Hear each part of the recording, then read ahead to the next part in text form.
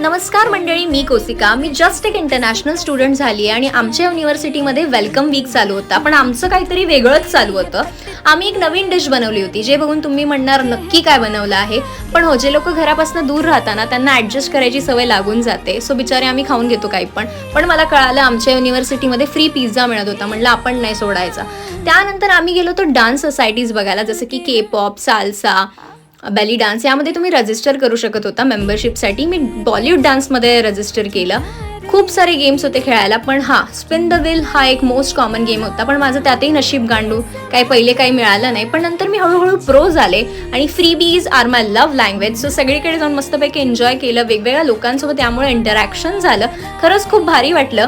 त्यानंतर welcome fair होतं, जिथे वुमेन सेफ्टीसाठी, इंटरनॅशनल स्टुडंटच्या सेफ्टीसाठी बऱ्याचशा गोष्टी सांगितल्या गेल्या. हे मला काहीतरी वेगळं वाटलं. तुम्हाला आजचा ब्लॉग कसा वाटला कॉमेंट्समध्ये सांगा. That's it for today. Thank you.